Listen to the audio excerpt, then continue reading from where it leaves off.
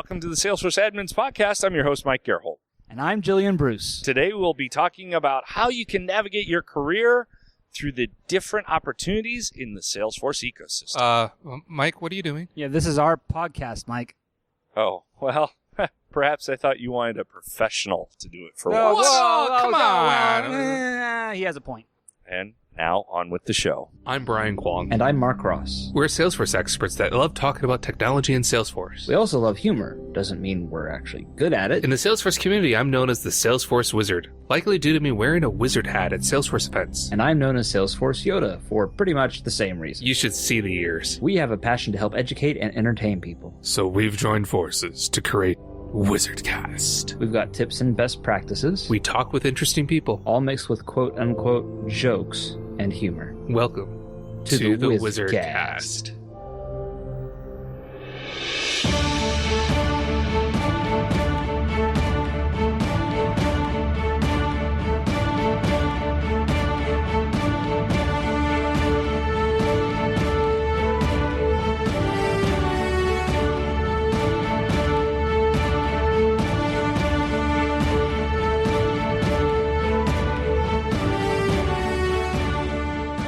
We're live at Midwest Dreamin. Do we have enough mics? Got two here. Okay. Brian, Mark, I'm the only mic you need. Yeah, well, that was our joke for the episode, so please send us a joke because, We're out of ideas. we're out of ideas. Send us a joke. Tweet at wizardcast_pod or email wizardcast@thewizardnews.com. Our guest today is the Director of Admin Evangelism at Salesforce. He was previously known by his red shirt, but he survived his time on the Enterprise, and now he's the admin keynote master, the confetti-throwing friend of admins everywhere. Welcome, Mike Gerholdt. Hi, thank you. How you doing, Mike? I hope everybody got the joke of the red shirt because it was at Star Trek where they usually, the Sure, red shirt yeah. guy never makes it. Yeah, I thought it was a ubiquitous reference, but then again, I'm a huge nerd, so... Okay, Yeah. good. I somehow made it. Unscathed, even. Right. But I can see where, by your blue shirt, you're now in the medical field. It very much. Healing... Blue is the new red. Okay, well, we could have entire Star Trek conversations, but we're here to talk about Salesforce. So, It would be a very short conversation with me, whereby I would accidentally refer to something as Star Wars and lose all nerd cred immediately right away. I did that yesterday in our session. Oh, good. I did the opposite. Awesome. Yeah. I'm a child of the 70s. I was born in the 70s, so you can kind of date me from there. Mm. But I have firm belief that children of the 70s, there's two kinds. There's the Star Wars kind, which came out in 1977, and there's the Smokey and the Bandit. There's two of us, right? Those are the top two That's not what I grossing, expected for the the second top one. two grossing movies of 1977. Star Wars, Smokey and the Bandit. Couldn't be more different in every way. I don't think I've ever seen Smokey and the Bandit, and I am a child of the 70s. There might be something to this hypothesis. So in case anybody wonders, the punchline of the joke is, I'm a Smokey and the Bandit child. So if you're a child of the 70s, let us know. Which one are you? Yes. Are you Star Wars or Smokey and the Bandit for our totally scientific poll? Absolutely. And we'll get back to Mike. You leave a comment on the show notes. I have no follow-up for that. I'm guessing you're a Star Wars. Yeah, kind of. Okay, good. Nerd. So, Mike, you did the opening session at Midwest Dreamin this year. I did. And it was all about kind of navigating your career. Mhm. And you spoke both generally about it and then specifically regarding careers at Salesforce or within the Salesforce ecosystem, to be more exact. Yes. Why is that topic important to you? It's important to me because many reasons. So first, the ecosystem's growing at an incredibly rapid pace, right? There will be, I even forget the number, I don't have the slide in front of me, 3.5 million jobs by 2022, according to IDC. And you just look at even, so this is fifth year for me to come to Midwest Dreamin, sixth year, something like that. Something like that. It's so many, I don't even remember how many years, right? And this conference has grown. In fact, I sent an email to my team last night saying, there's so many people at this conference that I don't know. And it never used to be the case. I used to be able to walk around here and kind of have a general idea of everybody I knew.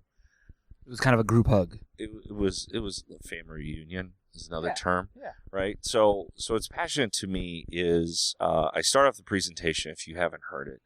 I was lucky enough to take my team to South by Southwest last year, and we did a lot of different things. But the biggest thing I wanted to expose us to was presentations outside of the Salesforce ecosystem, because we go to a lot of Salesforce events. Imagine that. And so you kind of forget what other people are paying attention to. And one of the fun things that we did is we peeled off and went to the Nat Geo house, and we saw Neil deGrasse Tyson, Ron Howard talk, right? So, hey, maybe a Smokey and the Bandit kid, but like... It's Neil deGrasse Tyson and seriously, Ron Howard. Yeah. Exactly, yeah. I mean... And so you had to get there early to get a spot. And before that, they brought up a guy to talk through photography from Nat Geo, and his travels to North and South Korea, and the photos that he took, and he put these. I mean, I've always had this wonderment, I think, for photography, and I appreciate it, even though I don't fully understand it. But he took these great pictures, and they were beautiful, especially on a large screen that was literally 2 stories high. So you appreciate the artwork, but not necessarily what f-stop was that taking? I have was no it idea. Low light, highlight? I have no idea what he's talking about, but it's gorgeous photography. And in his presentation, I think it was nice that it was a packed house, because I wouldn't have sought out his presentation, but you could really feel the passion of him talking about his photography. He gets to the very end, so I'll cut to the chase. Gets to the very end, and we had time. Does anybody have questions? And he's fully expecting people to talk about the equipment he used, how he, gets still shots. He did a lot of wildlife photography. And the first question he got was from somebody in the audience that said, "This is amazing. How do I get a job like yours at National Geographic?"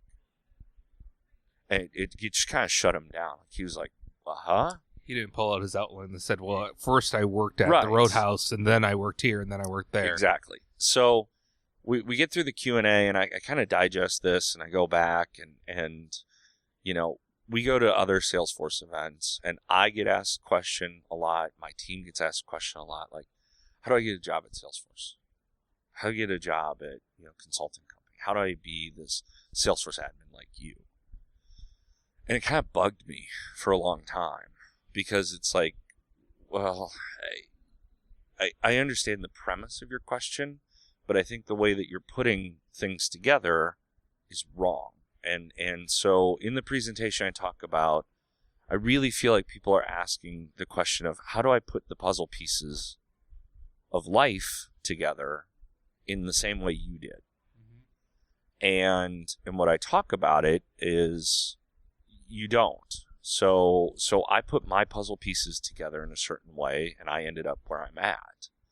And I don't know of anyone else that could take the same career journey. And so if you look at life as a puzzle, you're really looking at it wrong, because everybody's puzzle is different. And so I can't show you how to put it together. Plus, nobody puts a puzzle together more than once, right? So, tell me a story of that third time you and your friends got together on a Friday night to put a puzzle together again, right? But I can tell you every single possible story, and I have fond memories of as a child growing up and dumping Lego blocks all over the carpet, right? And so that's the equation I make, is rather than looking at your career and looking at, how do I get a job? How do I be like Brian Kwong? How do I be like Mark Ross? Right? Well, that's a puzzle. You're asking me, how did I put the puzzle pieces together? How did I go from, what was your first jobs? Violin teacher, actually. You were that was your first job? Yep. I worked at a Subway. I did it that in was high my school. first job. Okay. I was a busboy. Busboy, right? So Something normal. if you thank you. So the Steve Jobs quote, which I will butcher, it's really hard to connect the dots moving forward. You can only connect the dots looking back, right? So if you were to go from violin teacher to whatever host of a podcast, working for, a technology company that's in cloud computing in 2018. Like, it's incredibly crazy. You would never put that path together.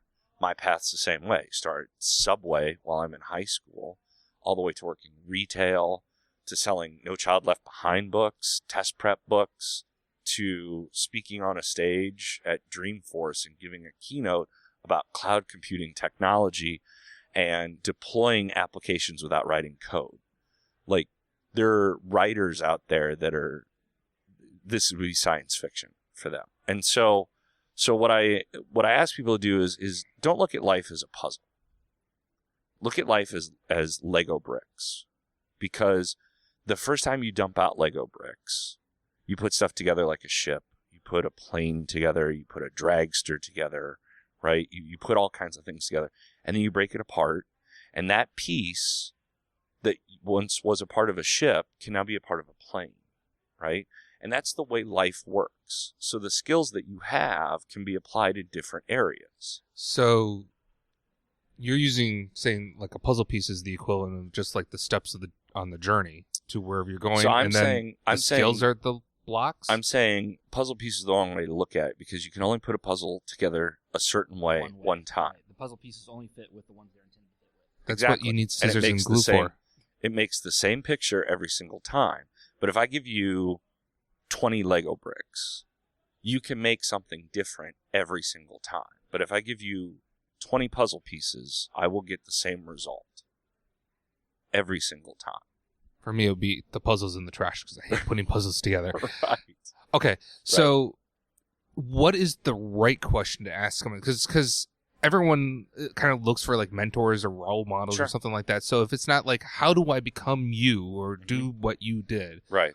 What should I ask someone to get guidance? Why do I want to become you? Why? What do you love about being you? What do you love about your job? What do you love about being in the ecosystem? Because that's a very different answer.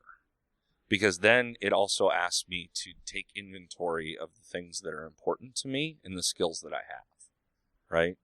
So what's interesting is I had a conversation with somebody, and they were talking about making career change, and I said, one of the things that I think is most important to remember about like hiring vets and people in our vet force community is they have such transferable skills that are just amazing. But everybody sees the puzzle piece. Oh, they were a tank commander, right? If you were to look at transferable skills, and this was an interesting article I read, was some of the best chefs were actually former project managers. That makes sense. But why does it make sense? It makes sense because they understand the scope of what they're trying to do, time management, resource allocation. Multiple sous chefs. And multiple things multiple processes recipes that have to go on. Everything that's required to be a professional chef. Now I want to build a Salesforce app for chefs. It would probably look like a project management app. Oh, okay. In that case, I'll just use TaskRabbit. Yeah, exactly. There you go. Thanks, Bracket Labs. Yeah. But please send me the sponsorship. Once you strip away kind of that level of understanding, that's why I'm asking people, ask why you love your job, not what your job is, right? People, how do I become an admin evangelist? I can tell you all the things you need to do, but if you don't understand and have the skill set, first of all, and know why you want to become that, there's not much I can do, right? So the skill set, you need to have strong writing skills. You need to be selfless, right? Everything you do isn't about me standing on stage. It's about me empowering the 40 or 50 people that are in the audience to start asking questions to have a better career. I'm the conduit for getting that message out there, right? I have to have good public speaking skills. I have to be able to turn on a dime and think up new ideas that push people outside their comfort zone to think broader than just, I want to do X. So why do I want to, how do I become a Salesforce admin? I can tell you all about the Lego pieces to put together, right? Go to Trailhead to get the skills. Start building sample apps. Like, Brian, you built a diaper changing app. Yeah. Right? Keep track of the feedings and the diaper changes of my infant kids. Yeah. And that helped you, beyond Trailhead, learn to do more. You do a podcast. which helps you become a better public speaker. You speak at events like this, right? That helps you. Those are all things you do that are Lego bricks to help you build a more successful career. Now, once you put all those bricks together, you can go and start to shop that around. Here is my plane, my dragster, my ship that I've made of Lego bricks, and here's what I can bring to an organization. And now you can talk about why you want to do that, right? Because the why is very different than the I want to do. It's almost more of a here's what I can. What you bring is here's what I can build with these bricks. Absolutely. Rather than it's already pre-built, because Right. once you get into a job, they may have like a certain job description, but over the course of 1 month, 3 months, 6 months, 12 months, 24 months, that job is going to slowly evolve, and the direction it evolves is going to be partially based on all of the bricks you have to bring, even the ones you may not have thought you were going to use to start with. And so you touched on a good point, and I get that later in the presentation. Vision and creativity, right? So if you think of skills as Lego bricks, how you put them together, right? Like I've always wanted to do this. Maybe I'll try and get it done for Dreamforce. The problem is buying mass amounts of Lego bricks. but if I were to hand everybody in the audience 10 Lego bricks and tell them to build something, I'd be curious to see as they walk out what all of those things looked like, because rarely I would venture a guess that any two of them look the same. And none of them are wrong, right? It's the creativity and vision that they brought to it. And that's part of, what I talk about navigating your career is when you show up for a job, it's what's the creativity and vision you're going to bring to this? Because they know baseline what they want you to do. But if that's all you're going to deliver, then you're setting yourself up for failure. What's the creativity and vision you're going to use to drive this project forward, to drive your career forward, to drive the vision that you have for this forward? So I talk actually about, I forget the guy's name because I don't have it in front of me. There's an Amazon article, or there's a Fast Company article about a guy who interviewed at Amazon for a job that didn't exist. And you think, what's going on here? But it was because he was pitching himself and pitching his potential. He was talking about the marketplace. That was his vision. And having other people sell things through the marketplace. Yes, that was his vision, which the company didn't see. So if you were going to hire somebody to do the job description, or you had him as a candidate, which obviously hired, I'm giving away the answer, who are you going to hire? I'm going to hire this guy, because not only is he going to do the job, but he also has a vision for growing this entire part of the company. So bring that to the Salesforce admin, Salesforce developer. I'm going to show up to an interview, and here's table stakes, your job description. I can do that. I got Trailhead badges, I got super badges, I got certifications. Here's my vision for where I see we can take Salesforce. That's how you set yourself apart, because the part that I think people forget is when it comes to their career, when you sit back and ask, how do I become Brian Kwong or how do I become Mark Ross? They're asking that question with you in the driver's seat. You already have your career. They need to be in the driver's seat. Here's where I want to go with this. Here's where I want to take this. Here's where I want to take my career, because that's the vision you had for yourself. So what I want to learn from you, what I want to learn from other people, what I ask other people is, what do you love about your job? Because does that stack with things that I love doing? Does that stack with the culture and values that I love? That's a very different question than how or what do you do? The other thing you brought up, and you mentioned this briefly about, hey, you do Trailhead and then you start building some sample apps. Yes. And you graciously used the app I built 6 years ago. It's a good idea, Yeah. and I haven't seen a lot of them out there. I remind me to show you later. I created Teenage Force in preparation. Okay. Technically, it's Kid Force. Think of allowances and disciplinary action tracking. Oh, gotcha. Because I'm lazy and stupid. Okay, but you talked about those sample apps. Yes. And actually using them as part of the interview process. Yes. I think you said you talked about going to the interview with not just, hey, I can do this job description, but what your vision is. Are you saying the way that you should show the vision then is use those sample apps like a portfolio, or do you have a different suggestion of how people can show what the future of this Salesforce could be for a company? Because let's face it, a lot of places, when you look at the job description, you even talk to folks like the hiring manager, they don't have a clue how Salesforce is being used now, let alone what they might need down the line. Yep. So 2 things. I talk about sample apps. One is kind of like, I call it putting laps in, right? So you went and did, and I had this conversation, you went and did the Trailhead modules, and I've got 100 and some badges, right? But after you did the module, did you kind of go back and keep doing it, right? So we were talking about cooking and chefs. The first time a chef learns how to poach an egg, is that the only time they ever poach an egg? No, they go back and poach eggs constantly to refine their skill.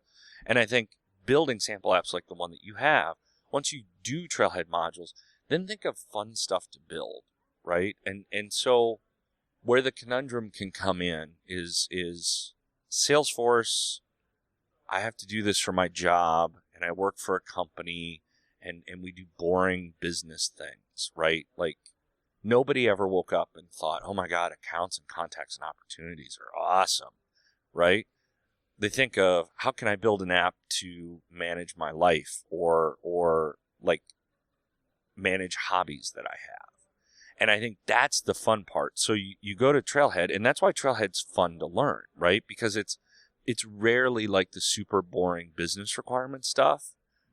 It's a little bit more fun to get into. How to build a battle station. How to build a battle station, right? And so what I'm encouraging people with sample apps, part 1 of sample apps, is once you have that skill and you learn how to build an Einstein bot, or you learn how to do Flow, because you guys do a session on Flow, then think back and say, what if I spin up a dev org to manage my teenagers? Or to because you have so many. That sounds weird. But to manage, like, so what I was thinking of it was to manage my house, right? Painting the rooms, maintaining the lawnmower, cleaning the grill, right? Like, when do you need to buy trimmer string for the yard trimmer? You're making me think now. I should build this. Because now you have an app that doesn't require you sitting thinking about how my salespeople are going to get CPQ quotes out the door.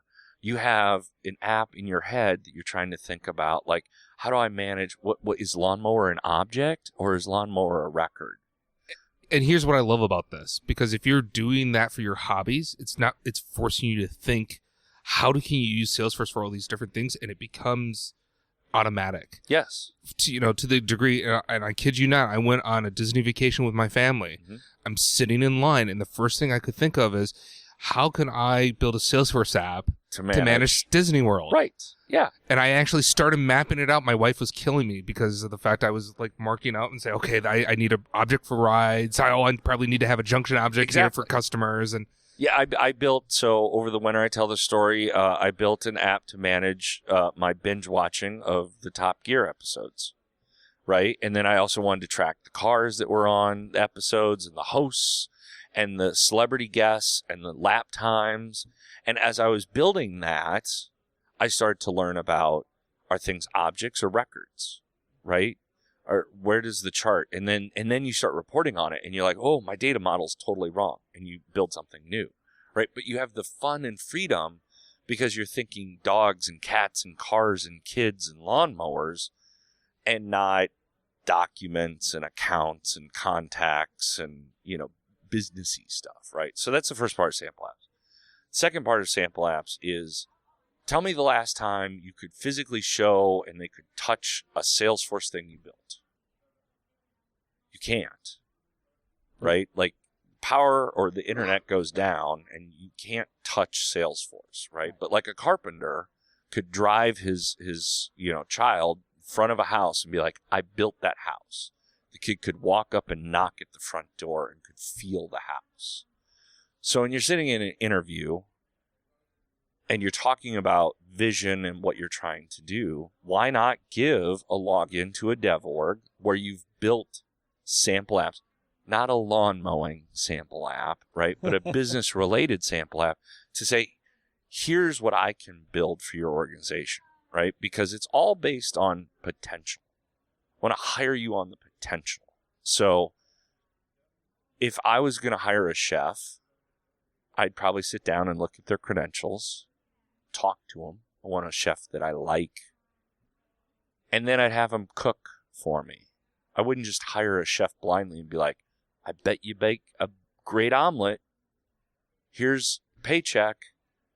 Hopefully tomorrow's omelet's awesome, right? I'd want you to make some omelets for me.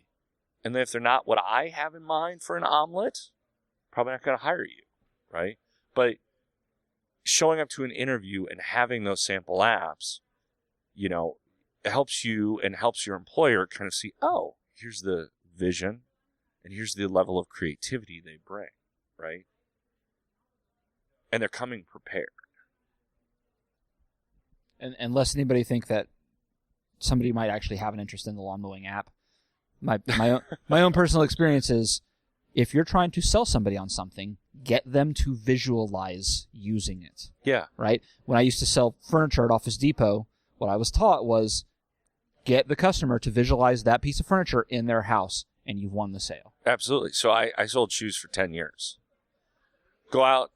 Well, first of all, everybody probably buys shoes online anymore, so that's why I don't sell shoes. But if you do go into a shoe store, watch what the salesperson does. So here's the trick every salesperson does. They're going to show up with more than one pair, right? It used to be called 4 on the floor. They'd come out with the pair you want plus 3 others. Then I would pull the pair you want out, and I would hand you the left shoe while I lace up the right shoe. I don't have to hand you the left shoe. You're never going to put the left shoe on. You know why I hand you the left shoe? Transfer of ownership. You're holding the shoe. You're envisioning that you own it already. So, to Brian's point, if I give you a sample app and I'm walking you through it, do you know what we're doing in the interview? I'm showing you how you and I are going to work together and how we're going to drive this vision of Salesforce for the organization. And here's how we're going to work. There's no clouds, no mystery, right? You see how I work. You see how I communicate. You see the app that I built. And now you as a hiring manager can start envisioning, oh, here's how I'm going to work with Brian Kwong. So related to this, the wheels are spinning. The hamster is running out of juice. Yeah. I've only had one cup of coffee. It's not so then.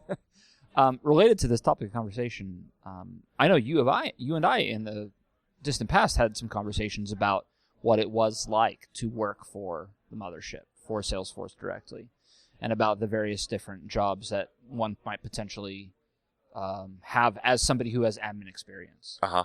Is that something that you could communicate to the listeners that had an idea of what, like, if they were an admin or a BA or something like that, what kind of opportunities would there be at Salesforce? So I think,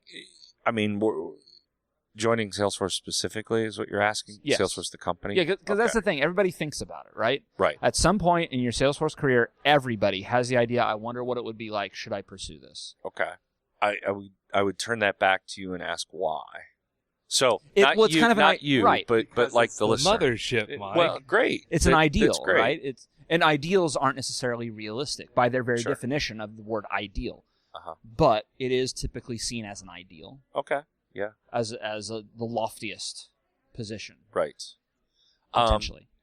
So I think there's 2 ways you can go, right? So you can think about it, really want to work at Salesforce because X, right?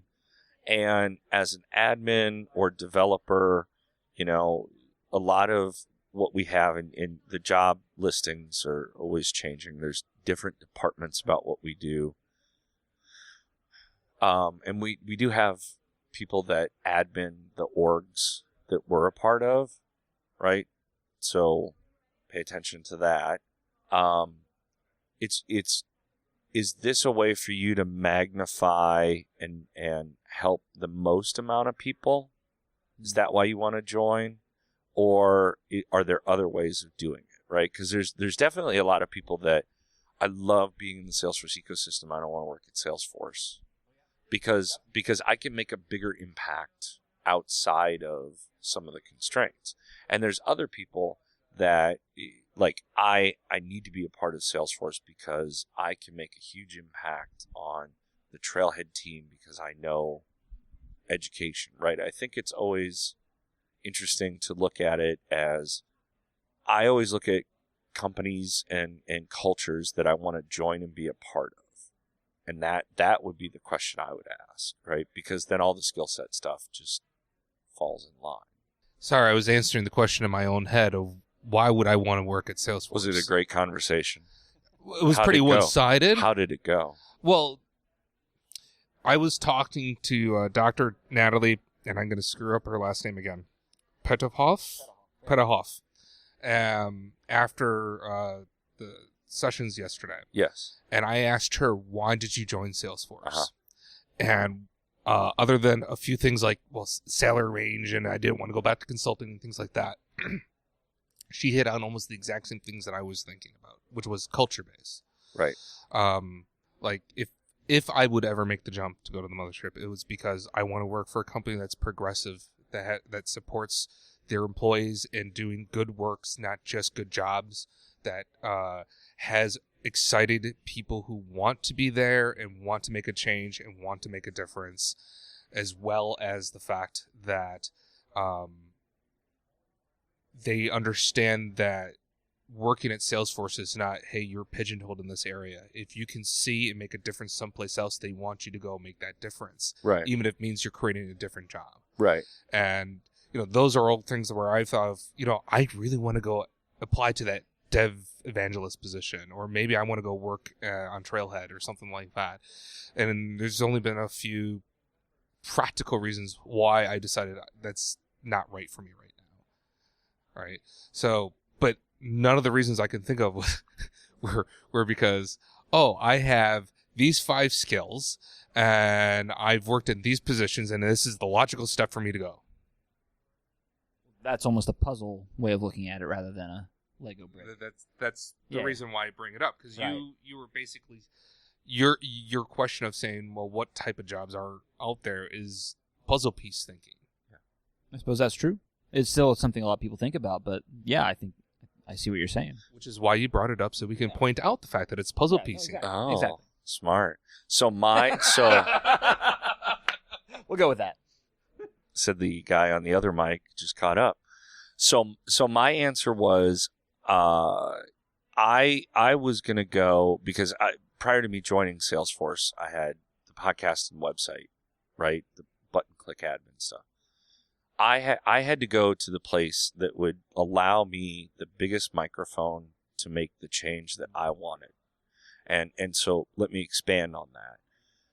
If I were to drill back to, I feel like a lot of everything in your life goes back to high school, right? Sadly. Yeah. Scarily. So for me in high school, I was never an overachiever, but I was never behind. I was just comfortably in the middle. C+, B-. B- on the good quarters, C+ most all the time. And when it came for me to apply to go to college, I had all the choices and none of the choices. I had all the choices because I kind of fit into, the lane that colleges would accept me, but I never stood out in the application process. And it always frustrated me because I got 0 scholarships to any school. And I grew up in a small town in the Midwest, right? So insert John Cougar Mellencamp. But it really limits the what you do in life, right? Because when you grow up in a small town, you don't get exposure to a lot of things. Particularly pre-internet. Oh, thanks for adding that level. I mean, it was only 3 years ago, Mark. I mean, come on. Pre-internet boom. Right. But so I remember getting out of high school and thinking to myself, I never want students in high school to go through what I just went through, which is be an average student with no career possibilities, right? And so how do I lift up the people that aren't falling behind? Because there's lots of programs for them. And there's lots of programs for people that over-excel, right? Because you want to continue to push them forward. And the people that fall behind, you always want to pull them up. And the people in the middle are just like, well, you guys are doing good. And it frustrated me. And so, I never really built my career around it until I got to a point where in 2006, I became an admin and I could do things in technology that I could learn about, but I didn't have to overachieve, right? And that's where the whole admin stuff came from. And I thought, there's a large group of individuals in the world that have my type of skill set that could really succeed in business if I lift them up. If I create the pathway for this persona to grow and for people to adopt this identity, then when they get into business, their glass ceiling isn't just becoming an administrative assistant or, for me, inside sales manager. They can be wherever they want to be. And so for a lot of, when we started the Salesforce Admin Evangelist and marketing, it was always get a seat at the table, right? Because that's the one thing that when I was growing this admin persona before joining Salesforce, I fought hard for. I saw no reason why I shouldn't be in a board of directors meeting, right? But my boss is like, you're the inside sales manager and you do Salesforce. And I was like, exactly. I'm the most valuable asset that the company has because I manage your data. Everything else can go away. Every company's most valuable asset is its data, and I run it. Why shouldn't I be seated there, right? Just because I don't know code? There's a whole group of people that can do this and have this vision that can grow this persona and assume this identity and become very powerful. And that was what I saw. And so I was, I don't know if it's 5 people in the world. I don't know if it's 500 or if it's 5 million. But it aligned with my thinking in high school of, I don't want people to get out of high school and not have a career path, right? So I will push this forward, right? And I pushed and built all of it up to the point that Salesforce called. And ironically, I was at South by Southwest and joined. And I looked at it as, I'll never forget the phone call, but I looked at it as I'm thinking, I have this megaphone now, right? Because you introduced me with the red shirts and I'd show up to Dreamforce. I'd speak at a ton of sessions. But they have a bigger megaphone. So that's why I need to go there, right? And if someone else had a bigger megaphone, that's where I would go. But this is where I can go with the biggest megaphone that aligns with my core values and the people that I want to help the most, right? So back to your first question, why do I talk about careers so much? Because I feel like if you don't talk about a career and the potential and the identity that you have and where you fit in with this world and inspire people to have a vision and put themselves in the driver's seat, they will passively sit back and take what's given to them. And the kind of addition to everything you just said, you actually are now in a position you are able to see that it is working, that you are accomplishing your goal.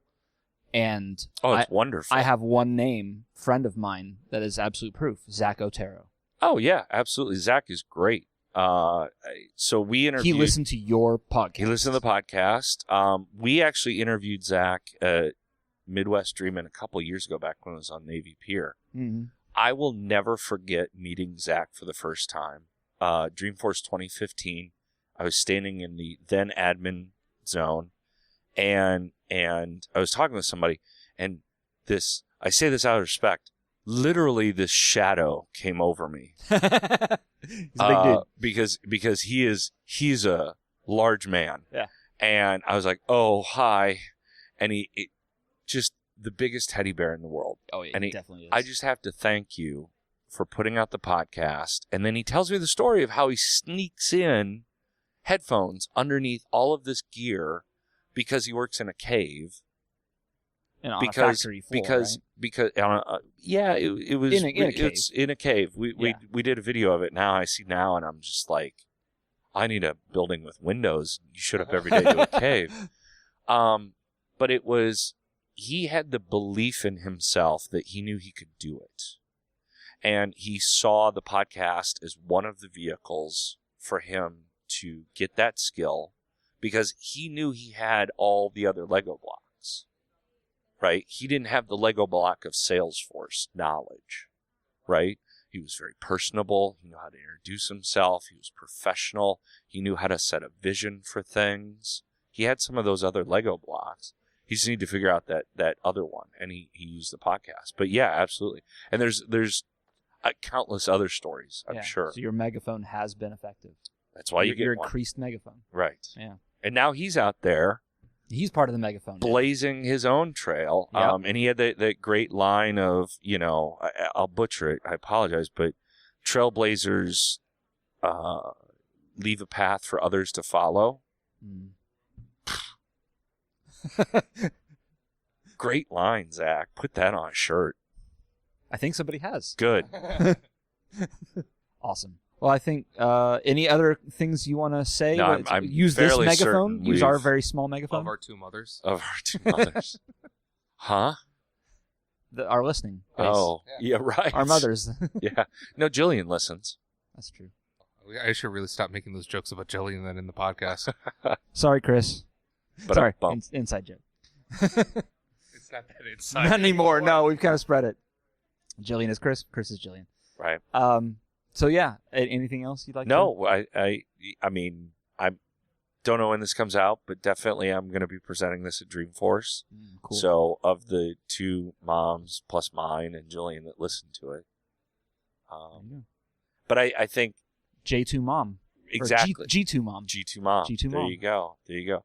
If you see content like this and you're listening to the podcast, like everybody that listens has a network that can share it, right?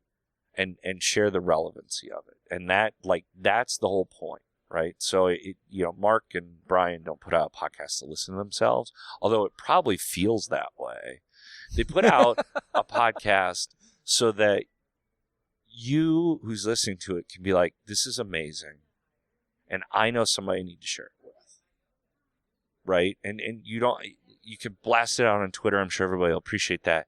But if you have somebody that it very relevantly hits home to, like I send podcasts from the stuff that Jillian does, the stuff that you guys do, to friends all the time that are changing jobs to be like, here's an example of what our ecosystem is, right? Like these guys get together and work super hard on a podcast because they know they're very passionate about it and they're very passionate about helping others. That's what this ecosystem is. So, if you're listening and you're like, I have a friend, then share this podcast with them. Or take them out to coffee and sit down and be like, I want to share this one thing with you, right? That's how everybody has, you don't have to have the biggest megaphone, right? But if you don't say anything, then nobody gets help. And if you hate this podcast, share it with an enemy. Just share it. I don't think anybody hates the podcast. All right. Well, thank you very much, Mike. Absolutely. It's been a Thanks, pleasure. guys. Wizardcast is produced by Brian Kwong and Mark Ross, directed by Brian Kwong and Mark Ross, technical administration by Brian Kwong and Mark Ross, script writing by Brian Kwong and Mark Ross, audio editing by Brian Kwong and Mark Ross, website maintenance by Brian Kwong and Mark Ross, and our intern this episode was Zach Otoro. Send us your interview suggestions, jokes, videos, tips, and feedback to wizardcast@thewizardnews.com or head over to thewizardnews.com and click Contact Wizardcast. We want to hear from you. If you could ask Parker Harris one question, what would it be? Submit a question by going to bit.ly/ParkerQuestions and fill out our short form. And eventually, we're going to do another idea exchange highlight episode. So what ideas do you want other people to know about? You can go to bit.ly/IdeaHighlight, all lowercase, to submit that idea to us. Don't forget to subscribe to the Wizardcast and receive our next episode automatically. And please post reviews on Apple Podcasts, aka iTunes, and share this episode. Once again, I'm Brian. And I also taught viola. Thanks for listening.